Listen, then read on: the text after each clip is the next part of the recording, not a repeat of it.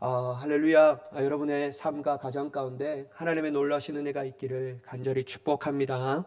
여러분, 우리가 모세에 관해서 네 번째 시간을 가지고 있는데요. 오늘 우리 모세를 통하여 살펴볼 주제는 뭐냐면요. 처음에 제가 이 설교 주제 제목을 뭐라고 잡았냐면요. 모세의 찐 사랑을 보여주다라고 하는데, 찐 사랑 이게 너무 세상적인 용어가 아닐까. 그래서 바꿨습니다. 진짜 사랑을 보여주다라는 이 말로 이제 좀 바꿨는데요. 제가 이 처형이 이제 이번 주 화요일 날 이제 출국을 하기 위해서 충주로 갔는데요. 저희 딸내미 둘이가 너무 처형을 좋아하고 너무 좋아하니까요. 자기도 올라가겠대요. 그래서 저번 주 주일 오후 예배 다 끝나고 저녁에 같이 올라갔습니다. 그리고 저는 한 일주일 동안 저 혼자서 집에 있는데요. 저는 집에 있으면요 밥을 잘 해먹지 않습니다. 아예 가는 동시에 설거지를 다 해놓고 밥도 안 먹고 뭐 아무것도 차리지 않고 먹고 버릴 수 있는 것으로 그렇게 하는데요. 워낙 제가 이게 하는 게 너무 귀찮고 그게 쌓이고 음식 쓰레기 버리는 것 자체가 너무 저에게는 버겁기 때문에 아예 하지를 않습니다. 그러다가 수요일 이제 예배가 끝내서요. 이제 저녁에 이제 쫙 들어가는데 너무 배가 고파서요. 제가 이사한 것 중에 가장 마음에 든 게 뭐냐면요. 뚜레쥬르가 저희 집 앞에 있는 거예요. 저는 이게 빵을 좀 좋아하거든요. 그래서 빵을 딱 두 개를 사서 특별히 이 SK TDA에서 30% 할인 받았다라는 이 기쁜 마음으로 딱 사서 집에 이렇게 딱 올라가는데 어머 웬걸 저희 집 앞에 딱 가니까요 뭐가 이렇게 있는 거예요. 그래서 자세히 보니까 어떤 거냐면 이 도시락이 있고 그 위에 탕수육 두 개가 쫙 이렇게 올려 있는 거예요. 그래서 내가 이상하다. 난 이거 시킨 적이 없는데 누가 도대체 시켰을까? 그러면서 이렇게 보다가 이렇게 보다가 도저히 내가 이게 너무 생각이 안 나서 저희 집사람한테 전화했죠. 여보 혹시 우리 집 주소를 누구한테 가르쳐 준 적이 있나? 이거 없대요. 그럼 이거 당신이 시켰냐? 아니래요. 그래서 제가 이렇게 혹시나 또 전화를 걸어서 이거 혹시 시켰습니까? 라고 물어보는데 안 시켰대요. 이게 도대체 이게 누굴까? 하나님이 현대야 네가 일주일 동안 밥을 먹어야 하는데 크나큰 은혜의 역사를 통해서 하나님께서 만나와 메추라기를 통해서 먹이셨던 것처럼 나를 먹이시기를 원하시는구나 생각하면서 기쁜 마음으로 그걸 들고 갔습니다. 그리고 딱 이 영수증 다 떼고요. 탁에서 빵은 제쳐두고 제가 하는 게 탕수육을 딱 놓고 그다음에 제 오이 소박이를 좋아해서 오이 소박이를 딱 있더라고요. 딱 놓고 막 먹었어요. 그리고 이거 너무 먹고 너무 기분이 좋은 거예요. 누가 나를 위로하셨구나. 이 크나큰 성도들의 사랑이 얼마나 깊고 놀라운지 딱 생각하면서 있는데요. 갑자기 띵동 하는 겁니다. 도대체 누가 나를 찾아올 사람도 없는데 내가 뭐 시킨 적도 없는데 딱 띵동 하면서 타는데 이 배달하시는 분이 딱 저희 집 앞에 찾아온 거예요. 그래서 문을 열었어요. 그래서 저한테 얘기한 게 혹시 여기 배달한 음식 보셨냐고. 에? 무슨 말이냐고. 여기 제가 여기 배달을 제 건지 알고 제가 이미 다 까서 먹었는데요. 여기 배달된 음식이 아니라고. 제가 그래서 이제 그때 딱 보니까요. 저희 집이 2101호인데 2102호라고 적혀 있더라고요. 그래서 이미 먹었는 거 어떡하나. 그러면서, 나 진짜 막 순간에 막 화가 막 나더라고요. 왜 당신들이 잘못 배달해서 이렇게 하냐. 내게 이렇게 큰 고통과 아픔과 이 슬픔을 주냐. 막 이렇게 하면서 제가 너무 마음이 힘들었습니다. 근데 어떡합니까? 그러면서 제가 얼마입니까? 근데 그 영수증이 있대요. 보니까 29,000원이더라고요. 제가 아직도 잃어버리지 않습니다. 29,000원이라고 분명하게 써져 있더라고요. 그 영수증이 딱 붙였어요. 그래서 제가 이걸 내가 내가 좋아하는 치킨을 먹어야 되는데 29,000원이 나가구나. 이것만 해도 그냥 아주 내가 치킨 몇 마리를 먹을 수 있는데 그러면서 탁 꺼내면서 제가 그분한테 줬어요. 그러면서 어떻게 얘기했냐면요. 제가 예수님 믿어서 이거 드리는 겁니다. 그래서 꼭 예수님 믿으세요 하면서 이렇게 들면서 보냈습니다. 제가 생각했던 게 뭐냐면 제 성질로는 이게 용납이 안 되거든요. 왜냐하면 이 불이익이지. 내가 시키지 않고 잘못 배달된 것을 내가 먹는 거 이분들이 잘못 배달됐던 것을 인지하면서 내가 이런 것을 물지 않아도 되는데 그걸 물었는 거예요. 그러면서 내가 이렇게 할 수 있는 것을 가만히 생각해 보니까요. 내가 했던 말에 그 동기가 있더라고요. 뭐냐면 제가 예수님 믿으니까 제가 이렇게 하는 겁니다. 그러니까 여러분 이 그분 보고 예수님 꼭 믿으세요 라고 했던 이 동기가 저를 그렇게 바꿔줬다라고 생각이 들더라고요. 사랑하는 여러분, 우리가 남에게 사랑을 베푼다라는 자체가 어렵습니다. 사랑이라는 것은요, 정말 아름답고 고귀한 단어지만요, 막상 사랑하는 삶을 살기에는 무척이나 어렵다라는 거예요. 왜냐하면 현실은 우리에게 그렇게 사랑을 베풀 수 있도록 하기에 넉넉한 삶을 주지 않기 때문이죠.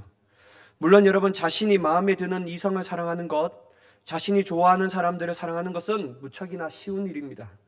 하지만 그것은 어쩌보면 하나님께서 우리에게 요구하시는 사랑과는 멀지 않을까라는 생각을 하게 됩니다. 주님이 우리에게 원하시는 사랑은요, 다른 사랑이 아닙니다. 주님이 친히 우리에게 몸소 보여준 사랑이라는 것이죠. 뭐냐면 하나밖에 없는 독생자 예수님을 죄 많고 구원받을 자격조차 없는 우리를 위해서 십자가에 내어주신 사랑, 그 아가페 사랑을 우리 삶 가운데 나타나기를 원하신다라는 것이죠. 여러분, 오늘 읽었던 우리의 본문의 말씀의 배경을 보면 모세가 했던 그 모든 사랑들이 바로 이러한 사랑이라고 얘기할 수 있다는 것이죠. 여러분, 모세는 하나님의 말씀을 받으려고 시내산에 올라갔습니다. 하나님께서는 돌판에 친히 글을 쓰셔서 모세에게 당신을 향한, 이 백성을 향한 뜻을 분명하고도 확고하게 보여주셨습니다. 근데 여러분, 문제가 뭐냐면요, 그 기간이 40일이라는 기간이 걸렸다라는 거예요. 모세는 시내산에 가서 하나님의 말씀을 보았지만 어떤 누구도 그 이상으로 그 모세에게 가까이 갈 수가 없었습니다. 하나님께서는 오지 말라고 분명하게 말씀하셨다라는 것이죠. 근데 여러분, 이 40이라는 시간이 모세에게는 문제가 되지 않았지만 그 모세를 기다리고 있던 이 백성들에게는 문제가 되었다라는 거예요. 왜냐하면 여러분, 40일이라는 시간 가운데도 모세가 내려오지 않으니까 모세의 신변에 무슨 문제가 있을 것이라고 그들은 확신했다라는 거예요. 모세는 이제 내려오지 않는다. 모세에게 무슨 문제가 있는데 하나님께서 이 모세에게 가까이 나아갈 수가 없고 그 위에 더 이상 올라오지 말라고 했으니까 가까이 갈 수가 없으니까 우리는 이것을 이제 포기해야 된다라는 그 마음을 이스라엘 백성들은 갖고 있었다라는 것이죠. 그래서 그들은 아론에게 다음과 같이 요구합니다. 출애굽기 32장 1절의 말씀인데요. 백성이 모세에게 산에서 내려옴을 더딤을 보고 모여 백성이 아론에게 말하되 일어나라, 우리를 위하여 우리를 인도할 신을 만들라. 이 모세 곧 우리를 애굽 땅에서 인도하여 낸 사람은 어찌 되었는지 알지 못함이니라. 여러분, 그들은 아론에게 뭐라고 얘기하냐면요, 우리를 위하여 인도할 신을 만들어 달라는 거예요. 그것을 요구하고 있습니다. 여러분, 그들은 신실하신 하나님, 그리고 자신들을 위하여 열심히 앞장섰던 모세에게 대하여 마음에 1도 미안함을 갖지 아니하고 자기를 위한 신을 만들어 달라고 얘기하는 겁니다. 여러분, 아론은 그들의 요구를 이기지 못하고 금고리를 자기에게 가져오라고 합니다. 그리고 그는 조각칼로 새겨 송아지 형상을 만들면서 이것이 너희를 위한 신이다 라고 말하고 있다는 것이죠.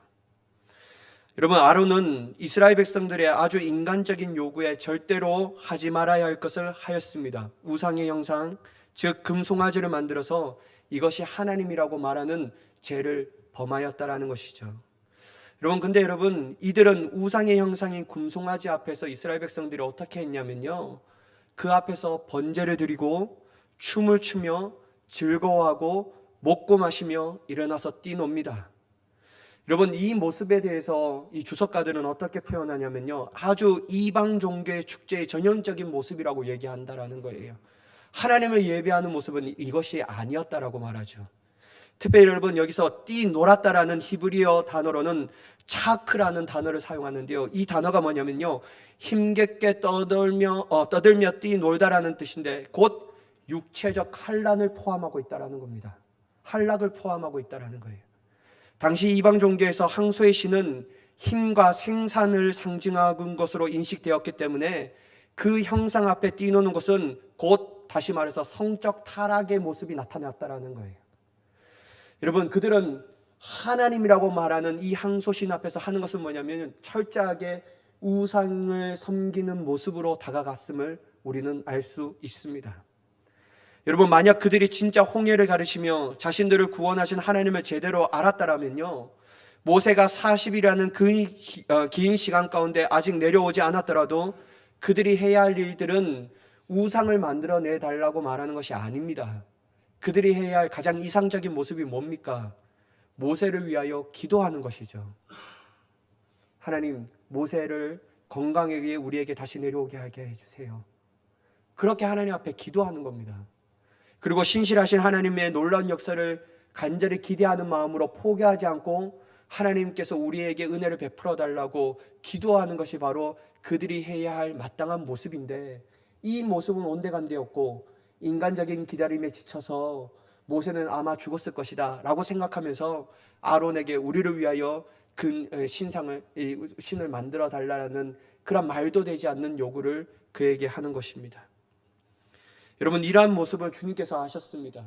그래서 이러한 모습에 하나님이 화가 나셔서요, 하나님께서 모세에게 거룩한 분노를 나타내시면서 말씀하십니다. 그것이 출애굽기 32장 9절에 10절 말씀인데, 여호와께서 또 모세에게 이르시되 내가 이 백성을 보니 목이 뻣뻣한 백성이로다. 그런즉 내가 하는 대로 두라. 내가 그들에게 진노하여 그들을 진멸하고 너를 큰 나라가 되게 하리라. 여러분, 하나님께서는 밑에서 우상의 앞에서 미쳐 날뛰는 그들을 향하여 뭐라고 얘기하냐면요, 진멸하겠다라는 거예요. 진멸하겠다. 그리고 모세야, 내가 이 백성을 진멸하는데 너 걱정하지 마. 내가 너를 통하여 새로운 나라를 형성할게 라고 말하는 것이죠. 여러분, 만약에 우리가 모세라면요, 이러한 하나님의 말씀에 어떻게 반응하는 것이 자연스러울까요? 나는 정말 거룩하신 하나님의 말씀을 받기 위하여 40일 동안 주님과 친밀한 교제 가운데 있었는데, 정말 그들이 나를 지도자로 생각했다라면 나를 위해서 기도해야 되고 나를 위해서 정말 열심을 다하여 마음을 쏟아야 하는데, 정말 하나님의 은혜의 역사를 통하여 그 은혜의 정말 큰 은혜를 부어주심을 간구하며 기도해야 되는데, 정말 모세가 이렇게 하지 않는 그들의 모습을 보면서 어떻게 하는 것이 자연스러울까요? 저는 만약에 제가 모세였다라면요, 하나님, 진짜 그들이 그렇게 행동을 했습니까? 그들이 진짜 그러한 죄를 지었습니까? 정말 진짜 하나님, 배은망덕한 백성이 아닙니까? 주님, 제가 주님의 말씀에 따라 누구보다도 제일 앞장서서 그들을 진멸하겠습니다. 그러니까 주님, 저에게 날카로운 칼을 하나 주시옵소서. 그리고 하나님께서 이 진멸을 할 때 저를 지치지 않게 하여 주시옵소서. 그리고 주님, 이 정말 말도 되지 않는 백성을 멸하시고 주님께서 나에게 말씀하신 새로운 민족을 이루시겠다라는 그 약속을 반드시 실현하게 하여 주시옵소서 라고 저는 얘기했을 것 같습니다. 근데 여러분, 모세는요, 주님의 이러한 말씀에 맞장구 치지 않았습니다. 하나님의 거룩한 분노에 인간적인 기름을 붓지 않았다라는 것이죠. 도리어 그는 마음을 다하여 하나님 앞에 간청합니다. 그게 출애굽기 32장 11절에서 13절까지 말씀인데요, 모세가 그의 하나님 여호와께 구하여 이르되 여호와여, 어찌하여 그 큰 권능과 강한 손으로 애굽 땅에서 인도하여 내신 주의 백성에게 진노하시나이까? 어찌하여 애굽 사람들이 이르기를 여호와 자기 백성을 산에서 죽이고 진면에서 진멸하려는 악한 의도로 내었다고 말하게 하시려 하나이까? 주여, 맹렬한 노를 그치시고 뜻을 돌이키사 주의 백성에게 이 하를 내리지 마옵소서. 주의 종 아브라함과 이삭과 이스라엘을 기억하소서. 주께서 그들을 위하여 주를 가리켜 맹세하여 이르시기를 내가 너희 자손을 하늘의 별처럼 많게 하고 내가 허락한 이 온 땅을 너희의 자손에게 주어 영원한 기업이 되게 하리라 하셨나이다. 여러분, 모세가 하나님 앞에 간청하는 것은 자신을 위한 간청이 아니었습니다. 먼저는 하나님을 위해서 그렇게 간청한 것이었고요, 두 번째는 이스라엘 백성들을 사랑하기 때문에 그렇게 이스라엘 백성들을 위한 간청을 하나님 앞에 올려드리고 있다는 것이죠. 사랑하는 여러분, 저는 여기서 모세가 이스라엘 백성을 향한 마음은 막중한 책임감만이 있었다라고 생각되지 않았습니다.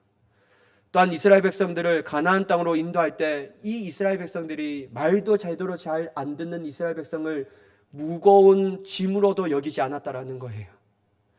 말 안 듣고 불평을 잘하는 그들을 미워하는 마음도 아니었음을 이 말씀을 통하여 깨달을 수 있습니다.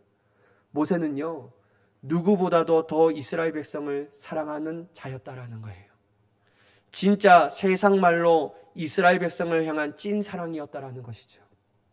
말로만 하는 사랑이 아닌 진짜 사랑으로 하나님 앞에 간청하고 있었다라는 것이죠. 그러니 여러분, 그는 하나님께 그들을 멸하지 말아달라고 간청할 수 있었다라는 겁니다.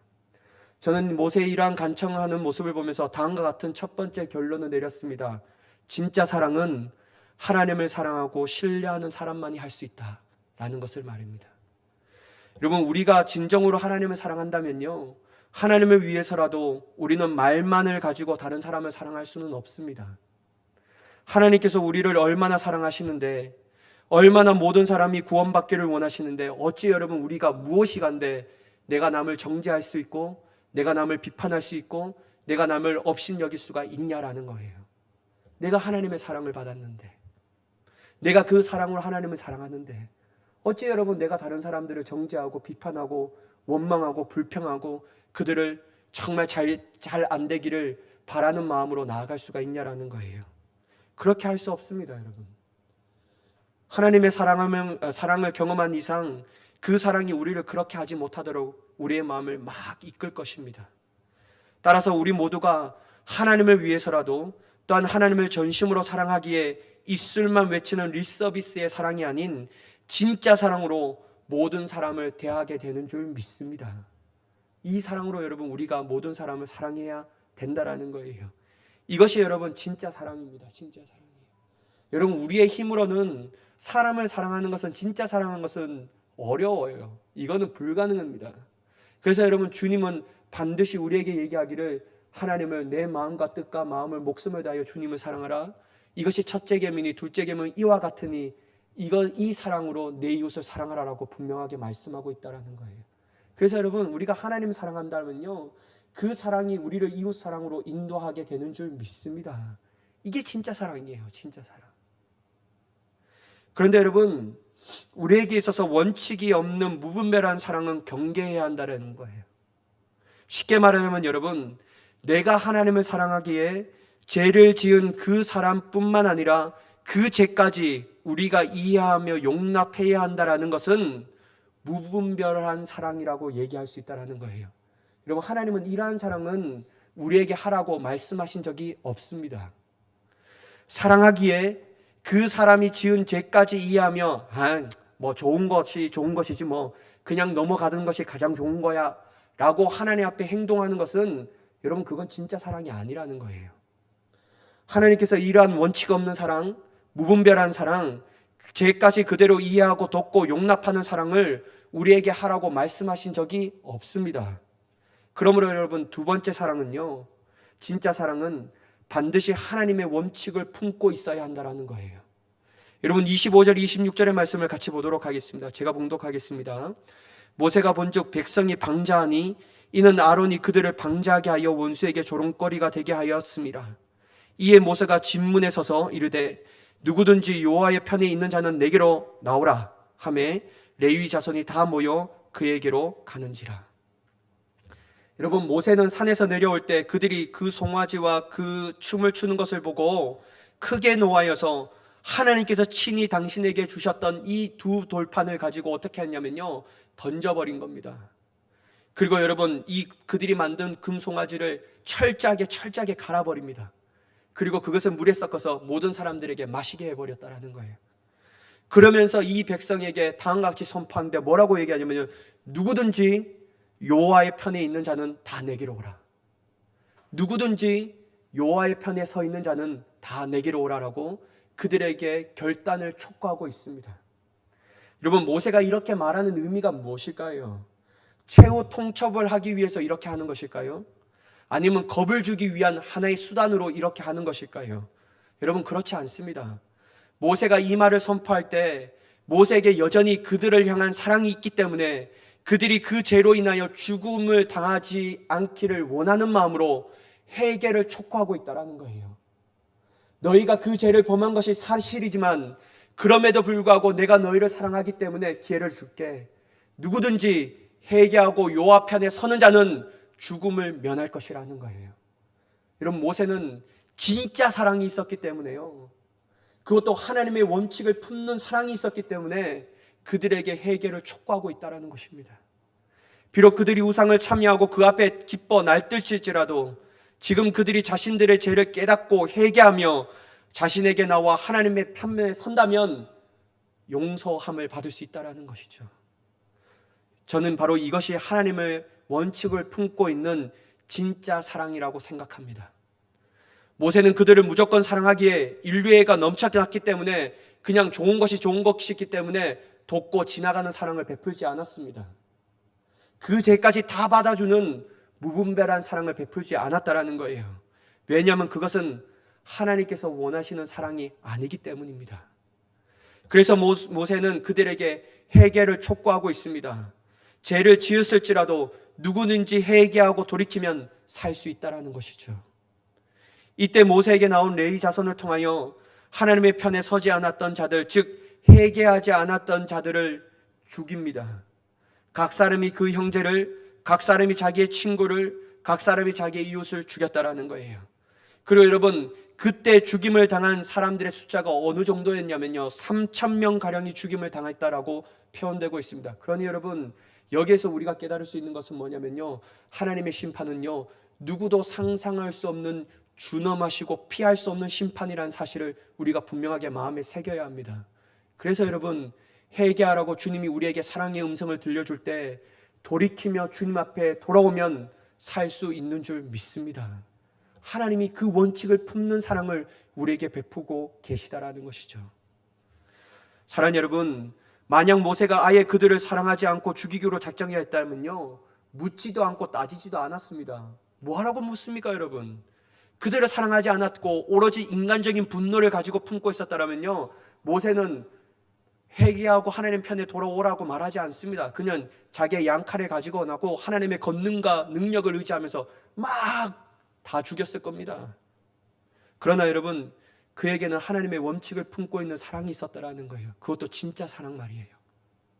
그들은 향한 진짜 사랑을 가지고 있기 때문에 그 촉구에 순종하며 나아가는 사람들을 살려줄 수 있었다라는 것이죠. 여러분, 이러한 예를 신약에서도 우리가 찾아볼 수 있습니다. 아버지의 집을 나간 둘째 아들에 관한 비유, 즉 흔히 탕자의 비유라고 말하는 예수님의 말씀을 통해서도 이 원칙이 있는 사랑이 적용될 수 있다는 것이죠. 여러분, 둘째 아들은요, 여전히 건강하신 아버지께 자신이 받을 유산을 미리 달라고 때를 씁니다. 여러분, 이거 불효입니다. 아버지가 죽지 않았는데 유산을 미리 달라고요? 죽기를 원하는 그 마음을 가지고, 효도하지 않는 마음을 가지고 그는 자신의 유익과 만족을 위하여 그 유산을 달라고 하죠. 근데 여러분, 아버지가 참 행동이 기가 막혀요. 뭐냐면 주는 겁니다.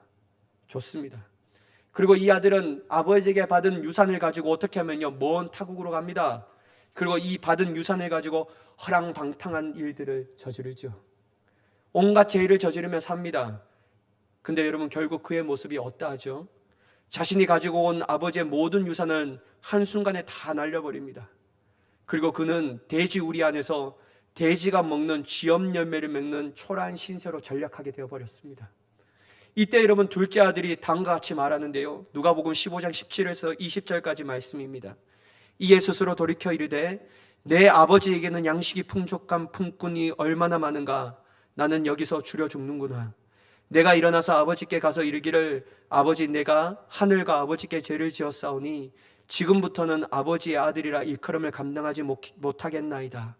나를 품꾼의 하나로 보소서 하리라 하고 이에 일어나서 아버지께로 돌아가니라. 아직도 거리가 먼데 아버지가 그를 보고 치긴히 여겨 달려가 목을 안고 입을 맞추니. 여러분, 이 둘째 아들이 뭐라고 했냐면요, 스스로 돌이켰다라는 거예요. 그리고 자신을 정확하게 바라봅니다. 자신의 현실을 정확하게 바라보는 거예요. 자신이 하늘과 아버지께 죄를 지었다는 것을 철저하게 인식하게 되어버립니다. 그래서 어느 정도로 인식하게 되냐면요, 내가 일어나서 아버지께 갈 때 아버지, 내가 당신의 아들로 여김받는 것은 원치 않습니다. 내가 어떻게 그런 명목이 있겠습니까? 차라리 나를 하나의 품꾼으로 보시옵소서 라고 말하고 싶을 정도로 자신의 존재감에 막 내려갑니다. 자신은 이제 이 아버지가 나를 받아주지 않으면 살아갈 수 없다라는 이 존재적 절망감에 사로잡힙니다. 그리고 여러분, 어떻게 하냐면요, 가장 중요한 말씀이 20절에 있는데요, 이에 일어나서 아버지께로 돌아간다라는 거예요. 이에 일어나서 아버지께로 돌아가는 거죠. 사랑하는 여러분, 둘째 아들이 그냥 자기의 죄를 인지하고 생각만 하고 이렇게 말해야지 라고 마음만 먹고 여전히 아버지께로 가지 않았더라면 어떻게 되었을까요? 그는 여전히 돼지 우리 안에서 쥐염 열매를 먹는 신세가 되는 겁니다. 하나도 변하지 않아요. 그 마음이 중요한 것이 아니라, 그의 결단이 중요한 것이 아니라 그 결단을 행할 수 있는 순종이 너무나도 중요하다라는 거예요. 그가 여러분 이런 마음을 품을 수 있습니다. 여러분, 우리는 죄를 지어도 이런 마음을 품을 수 있다는 거예요. 내가 하나님 앞에 죄를 범하였구나. 여러분, 우리는 어떠한 죄를 저질렀을 때 하나님의 성령의 책망하심을 통하여 내가 하나님 앞에 말할 수 없는 죄를 지었다라는 사실을 인지하게 됩니다. 내가 하나님 앞에 용서함을 받아야지, 내가 하나님 앞에 나아가야지만 내가 살 수 있다는 것을 느껴요. 근데 여러분, 마음만 먹고 결단만 하고 결심만 한다고 해서 우리의 죄가 용서함을 받습니까? 아니에요. 여러분, 이 둘째 아들처럼 어떻게 해야 되냐면 이에 일어나서 아버지께로 나아가야 합니다. 우리의 발걸음을 이제는 죄 가운데 향하는 발걸음을 멈추고 하나님을 향한 발걸음으로 돌이킬 수 있는 자의 삶을 살아가는 것이 어떤 것보다도 더 중요한 줄 믿습니다. 그렇게 가야 하는 거예요. 여러분, 이 둘째 아들은 그가 일어나서 아버지께로 돌아갈 때 놀라운 일이 일어납니다. 놀라운 일이 일어나요. 아버지는 거리가 먼데도 그를 단번에 알아보죠. 여러분, 이 말이 무엇입니까? 날마다 이 아버지는 그 가운데 서서 아들이 돌아오기를 기다렸다라는 거예요. 아들이 돌아오기를 기다렸다라는 겁니다. 그래서 여러분, 이 아들을 단번에 알아보고 어떻게 합니까? 아버지가 치근히 여겨 달려가 목을 안고 입을 맞춥니다. 이것을 볼 때 아버지께서는 그 아들을 사랑하는 마음, 진짜 사랑을 가지고 그에게 대했음을 우리가 알 수 있다는 것입니다. 여러분, 바로 이겁니다. 이 아버지도요, 그 아들이 돌이켜 자신에게로 나올 때 너 돈 어디 썼니? 네 모양이 왜 이 모양이니? 묻지도 따지지도 않으시고 그러한 이러한 모습을 보고 잘됐다 비꼬시며 조롱하지도 않으시고 그냥 용서해 주는 겁니다. 그냥 용서해 주는 거예요. 여러분, 사랑하는 여러분, 우리는 반드시 이것을 기억해야 합니다. 하나님의 원칙이 있는 품고 있는 사랑 또한 어떤 것이냐면요, 우리의 죄를 가지고 주님 앞에 회개하고 참회하는 마음으로 나아간다면요, 주님 그 죄를 묻지 않으셔요. 야, 잘됐다 야, 네가 그렇게 내가 얘기할 때 안 들으니까 이 모양이지, 그렇게 말씀하지 않으셔요. 주님께서는 우리에게 돌이켜 나올 때 하나님의 원칙 있는 품고 있는 진짜 사랑으로 그냥 안아주시는 줄 믿습니다. 이게 여러분 하나님의 원칙 있는 진짜 사랑이라고 얘기할 수 있다는 것이죠. 아들이 자기에게 돌아왔기 때문에 용서해 준 겁니다. 그를 회복시켜 주는 거예요. 자기를 아들의 하나의 품꿈으로 여기는 것이 아니라 아주 채색 옷을 입히고 아주 그를 위하여 잔치를 품읍니다. 모든 사람들에게 자기 둘째 아들이 자기에게 돌아왔음을 막 기쁨의 소식을 막 알리는 거예요. 사랑하는 여러분, 우리 또한 모든 사람들을 대할 때 원칙 있는, 그것도 하나님의 진짜의 사랑을 품고 나아갈 수 있는 자가 되기를 간절히 축복합니다. 그게 뭐냐면요, 무분별한 사랑을 하면 안 돼요. 여러분, 그거 위험합니다. 교회 안에서도 좋은 게 좋은 것이지 그거 아니에요. 여러분, 죄를 짓는 것은 그냥 지나가고 덮고 넘어가자 이렇게 해서 안 됩니다. 그건 여러분 더욱더 교회에 병을 들게 하는 거예요. 여러분, 이 사람이 불쌍하죠. 죄를 지었어요. 근데 여러분, 그냥 교회 아니니까 사랑이 있으니까 덮고 지나가야지, 아니에요. 그 사람이 그 죄의 잘못을 철저하게 깨달아야 합니다. 그리고 돌이켜야 돼요. 그리고 자신의 죄를 고백해야 합니다. 하나님 앞에 철저히 용서함을 가지고 주님의 앞에서 은혜를 간구하는 자가 되어야 합니다. 그때 여러분, 교회는 묻지도 따지지 않고 그 사람을 받아줘야 합니다. 그게 여러분 진짜 사랑입니다. 진짜 사랑이에요.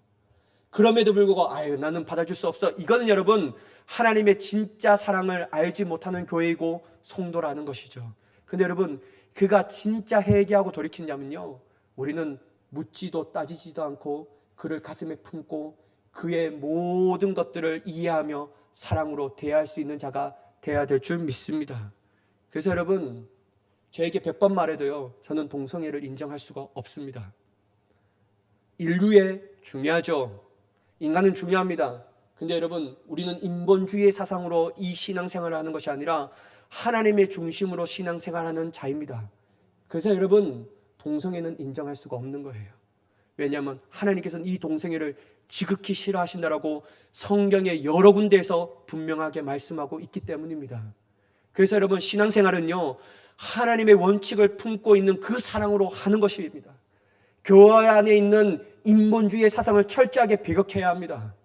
교회 안에 하나님 대신 인간이 중심으로 놓고 있는 모든 문화를 철저하게 배격해야 합니다. 왜냐하면 하나님의 원칙을 품고 있는 사랑을 베풀어야 하기 때문이죠. 그래서 여러분, 우리는 하나님이 철저하게 원하시는 그 사랑을 가지고 이 교회 안에서 서로가 서로에게 베풀 수 있는, 정말 진짜 사랑을 행할 수 있는 자가 되기를 예수님의 이름으로 간절히 축복합니다. 여러분, 마지막 세 번째는요, 진짜 사랑은요, 자기 희생이 있어야 한다는 거예요. 자기 희생이 있어야 합니다. 여러분, 31절 32절의 말씀을, 오늘 본문 말씀을 보도록 하겠습니다. 모세가 여호와께로 다시 나아가 여짜오되 슬프도소이다. 이 백성이 자기들을 위하여 근신을 만들어 싸우니 큰 죄를 범하였나이다. 그러나 이제 그들의 죄를 사하시옵소서. 그렇지 아니하시면 원하건대 주께서 기록하신 책에서 내 이름을 지워버려 주옵소서. 여러분, 모세는요, 하나님 편에서 이스라엘 백성들을 위하여 여호와께 다시 나아갑니다. 말할 수 없는 슬픔의 마음을 가지고 주님 앞에 나아가죠. 왜 나아갑니까, 여러분? 모세가 그들의 죄의 용서함을 받기 위해서, 용서를 구하기 위해서 주님 앞에 나아가는 거예요.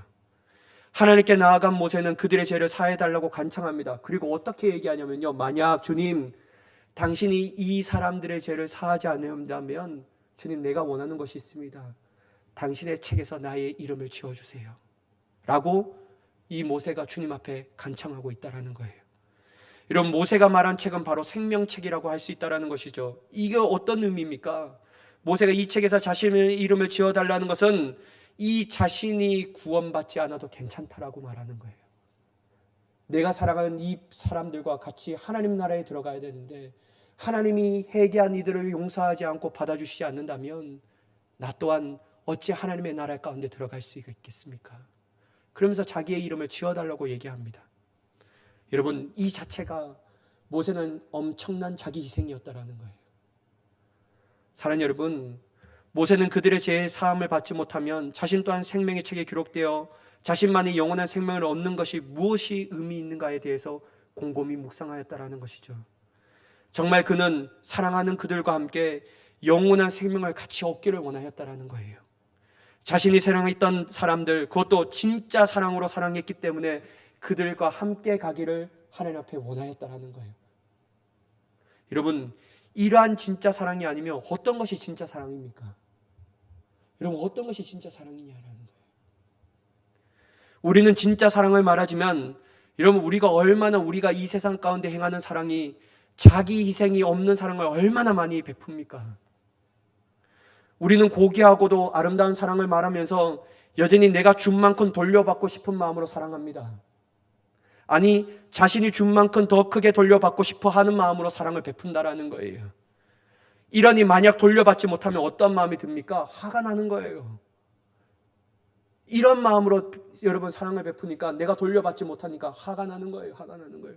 너는 어찌 내가 베푼 사랑을 무엇으로 알고 있느냐? 그냥 화가 나는 거예요.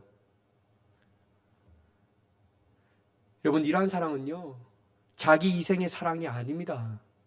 남의 희생을 강요하는 사랑이죠. 그러니까 여러분, 이러한 사랑은 진짜 사랑이 될 수 없는 겁니다. 여러분, 우리는 예수님의 십자가 사랑을 반드시 기억해야 합니다. 예수님의 십자가 사랑은요, 온전하고도 완전한 자기 희생이 있는 진짜 사랑이라고 할 수 있다는 것이죠. 예수님은 오직 우리를 살리시려고, 우리에게 영원한 죽음이 아닌 영원한 생명을 주시려고 아무 대가도 바라지 아니하시고 자기의 몸을 십자가에 내어 주셨습니다. 모든 피, 모든 생명을 아낌없이 십자가에서 쏟으셨다라는 거예요. 우리는 예수님이 이러한 자기 희생이라는 진짜 사랑을 통하여 값없이 제사함을 받았고 값없이 영원한 생명을 소유하게 된 줄 믿으시기 바랍니다. 그래서 여러분, 우리가 해야 할 사랑은요, 남의 희생을 강요하는 사랑이 아니라 자기 희생이 있는 진짜 사랑을 베푸는 자가 되어야 될 줄 믿습니다. 여러분, 이러한 사랑은 단지 성경에서만 나오는 이성적인 사랑이지 현실에서는 불가능한 사랑이라고 생각할 수 있습니다. 예수님이니까 가능한 것이, 천사 같으면 가능하신 것이지 어찌 이 치열한 세상이라는 현실 가운데 살아가고 있는 우리가 이러한 사랑을 베풀 수가 있는가? 그거 말도 되지 않아 라고 우리는 반문을 가질 수 있습니다. 근데 여러분, 물론 어렵죠. 근데 여러분, 그러한 사랑도 한 사람들이 있습니다. 특별히 우리가 잘 알고 있는 손양원 목사님이 그러한 삶을 사셨습니다. 저는 마지막 손양원 목사님께서 하신 말씀을 같이 나누면서 설교를 마치려고 합니다. 여러분, 1948년 여순 순천 반란 사건 때 손양원 목사님 아들 동인군과 동신군은 공산들의 폭도들에 인해서 붙잡혔고, 예수님을 부인하지 않고 오히려 예수님을 증거하다가 총상을 당하여 순교했습니다. 두 아들이 죽었다는 소식을 전해 들은 손 목사님께서는 엄청난 충격에 사로잡혔습니다. 비통해 여겼습니다. 반란 사건이 진압되고 두 아들을 죽인 안재선이라는 사람이 잡혔다는 소식을 들은 손 목사님은요, 밤을 새워 통곡하고 기도하고 교회에 나오면서 이렇게 말했다고 합니다. 저 영혼이 불쌍해서 어쩌나. 내 아들들은 죽어서 천국 갔지만 안재선은 죽으면 지옥 갈 텐데 저 영혼이 불쌍해서 어쩌나. 그를 살려야 한다. 그를 용서해야 한다. 그를 사랑해야 한다. 그래서 여러분, 손 목사님께서는요, 자기 딸에게 계엄 사령관에서 사면을 간청하는 편지를 전달하게 합니다. 근데 여러분, 딸 입장은 어떡합니까? 안 가겠다라고 하는 거예요. 반항하며 대듭니다. 근데 여러분, 딸 동희에게 손 목사님께서는 이렇게 말했다고 합니다. 동희야, 내 말을 잘 들어봐라. 내가 무엇 때문에 5년 동안이나 너희들을 고생시키면서 감옥 생활을 견뎌냈냐? 하나님의 계명을 지키기 위함이 아니겠느냐? 제1, 2계명과 함께 원수를 사랑하라는 말씀도 똑같은 하나님의 명령인데 내 어찌 이 명령은 순종하지 않는단 말이냐? 원수를 사랑하라는 명령에 순종하지 않는다면 가고 5년간의 감옥살이가 모두 헛수고요, 너희를 고생시킨 것도 헛고생만 시킨 꼴이 되게 만 것이 아니냐? 그러니 동야, 가만히 생각해봐라. 그 학생을 죽여서 우리에게 무슨 이득이 있겠느냐? 그러나 여러분, 딸은 용서는 겨우 할 수 있으니 아들을 삼는다는 것은 무엇이냐고 아버지에게 악을 대했으며 막 대들었다고 합니다. 그때 여러분, 다시 한번 손양원 목사님께서 그 딸 동희에게 얘기하는데요. 동희야, 용서만 가지고는 안 된다. 원수를 사랑하라고 했으니 원수를 사랑하기 위해서 아들을 삼으려 하는 것이다. 여러분, 딸은 결국 아버지의 신앙에 굴복하면서 취족 군인에게 달려가서 이렇게 아버지의 메시지를 전했습니다. 아버지가 두 오빠를 죽인 자를 잡았거든 매 한 대도 때리지 말고 죽이지도 말라 하셨습니다. 그를 구해 아들 삼겠다고요. 성경 말씀의 원수를 사랑하라고 했기 때문입니다.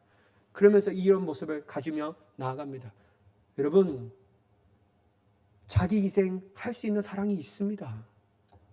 안 된다고 생각하는 우리가 문제라는 거예요. 주님께서는 이러한 사랑을 할 수 있다라고 우리에게 분명하게 말합니다.